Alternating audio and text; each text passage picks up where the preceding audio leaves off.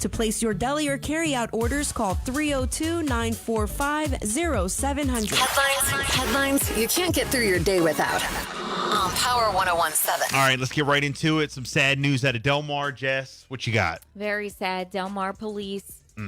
They are now reporting that the officer, Keith Hecook, the officer injured in a vicious attack early Sunday, has now been declared clinically deceased by health officials in Baltimore. He was a 22-year veteran.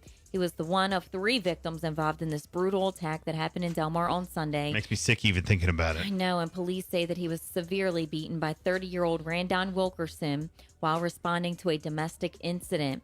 He was taken to shock trauma in Baltimore with significant head injuries, and now Wednesday night, black banners were hung over the Delmar Police Department, and the cruiser was placed there right before the press conference. So the police chief came out. They made a statement saying that he did remain on life support. His family made the decision to bring hope to others, and he gave the ultimate sacrifice. He is an organ donor, and no funeral arrangements have been made right now. The chief says that those details will be announced in the coming days. Meanwhile, the Delaware State Police say that the elderly couple who were also victims in this attack are back home and resting. But there just are no words. The community, the department, his family, everyone is mourning. Thoughts and prayers going out to the entire, so sad. Family, friends, Delmar community, police community. I mean, all of Delmarva's mourning. I mean, it's very sad. It is. The elderly couple is at home resting. Yes. They are back at home. From what they were talking about, I saw a picture or something going around of the older gentleman. Okay. It just makes you sick. Mm-hmm. It's just sad. makes you sick. It's unbelievable. So now, the suspect Randon Wilkerson. Now it's going to be murder charge. Mm-hmm. Craziness. Maryland Board of Education wants all schools open this fall. Oh, good. The Maryland State Board of Education is calling for all schools to reopen in-person instruction 5 days a week this fall, according to a resolution approved on Tuesday. The Baltimore Sun reported that the board said students should be able to attend 180 days for the school year with a teacher in the classroom, but it offered school systems the option to seek an exception for the requirement. State School Board President Clarence Crawford said the resolution is not legally binding, but is a warning to school systems that state regulations requiring schools to open for students will be in effect next year. Maryland, some Maryland schools, I applaud the Maryland schools around here, but some Maryland schools have been slow to reopen its schools, prompting parents across the state to organize groups advocating for schools to reopen. Only Oregon, California, and Hawaii have a smaller percentage of students back in the classroom. So those just three states. That's it. But just to kind of put it in perspective, Right. Maryland's one of the slowest about the schools. One of the quickest for vaxes and to reopen the economy. But when it comes to schools, they've been one of the slowest, which kind of, that you kind of wonder like what's going on here. Right. Businesses are all open. People are back playing sports. We're doing this. We're doing that. But the schools. Now, again, around this area, around the Eastern Shore, open. It's over the bridge. Right. And they're slow with the businesses also. They are. Just FYI. I know. Near Baltimore, around in the surrounding area as well. But next year they want back 5 days a week, back to school. And all right. I applaud the Maryland Board of Education for that. It's time. It's been time. So no, that's hopefully, good. That's great news. Everything will be rolling, and we've kind of predicted that that's going to happen. Back to school next year, like it. We're ready. September, yeah. Also, Governor Larry Hogan spoke yesterday. He announced Wednesday that he is lifting the outdoor mask mandate in the state of Maryland, effective immediately. Lifting this order is within the latest CDC guideline. Marylanders who have not yet been vaccinated are strongly encouraged to continue wearing masks. The masks will still be required at large venues, as well as indoors at all public and private businesses, and when using public transportation. In addition, Hogan announced that starting Saturday, May 1st, all restrictions will be lifted for outdoor dining. So all restrictions. Yeah, Good. no more distancing, no more masks. Good. All for outdoor. Nice. That includes standing service can resume at bars and restaurants and anything outdoor capacity, which has already been lifted. But outdoor dining is wide open starting on May the 1st. All right. Now, distancing and masks inside will still be the same at bars and restaurants. But outdoors, there's no spreading the tables out and all that. You can just go back to normal. Okay. So, again, round of applause for Governor Hogan. And, you know, I will give this to Governor Hogan. I will say this. He does not BS. Like, when he comes out, doesn't. when he comes out and talks, like, he doesn't talk political talk. Like, he'll give it to you straight. Right. Like, this is what we're doing. This is how we're going to do it. We've always said Have a that nice about day. him, though. You know, whether you agree with him or not, Right. have a nice day. Okay?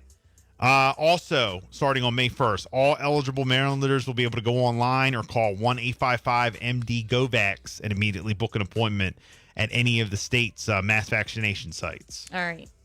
So that's coming up in just a few days. You'll be able to use that that number and phone website. number. Yeah. Okay, good. From the Ocean City Police Department, Ocean City arrests 2 individuals from a CDS distribution case. During the month of February, the narcotics unit initiated a controlled dangerous substance distribution investigation into a local individual, Brandon Hudson, who was reportedly selling cocaine at various local bars in Ocean City from his residence.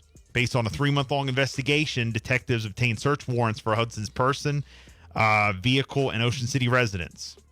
During the morning hours of April 23rd, members of the narcotics unit executed a 3-search warrant.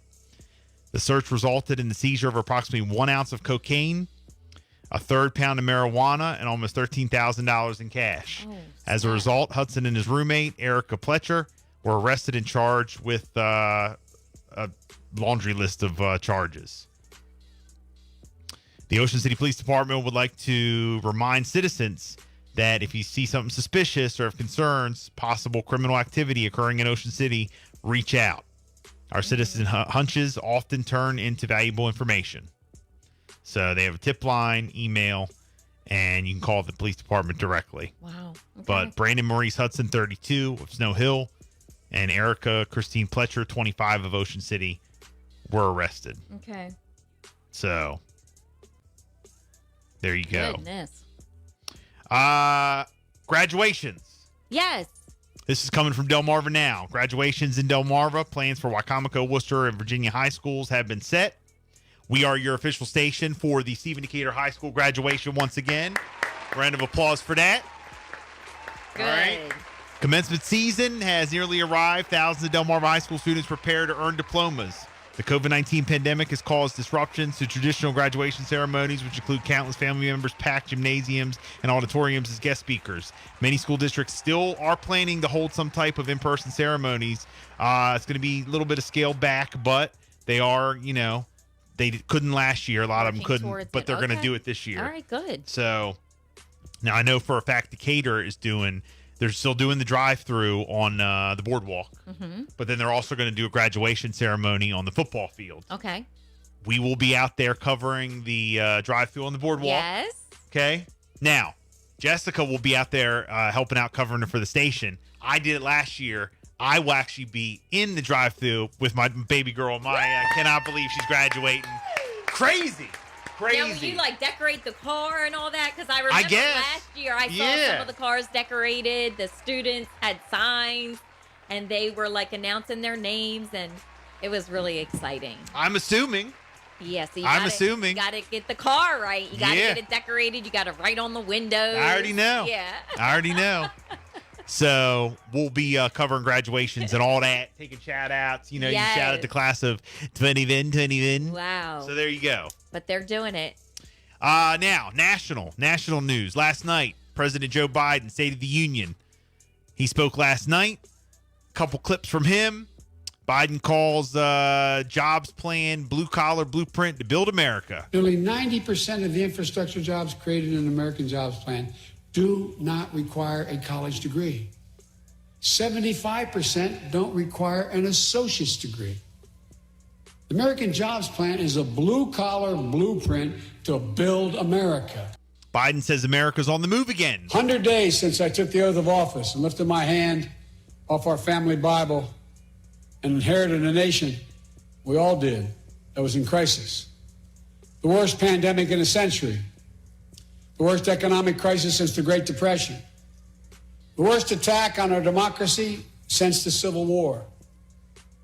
Now, after just 100 days, I can report to the nation, America is on the move again. Hey, look, I'll give a round of applause for that. Good. I'll give a round of applause for that. Biden also says, go get vaccinated. 90% of Americans now live within 5 miles of a vaccination site. Everyone over the age of 16, everyone is now eligible to get vaccinated right now, right away. Go get vaccinated, America. Go get vaccinated. Biden also says, have failed to use word jobs for climate crisis. For too long, we've failed to use the most important word when it comes to meeting the climate crisis. Jobs. Jobs. Jobs. And he also urges passing police reform. The vast majority of men and women wearing a uniform and a badge serve our communities, and they serve them honorably.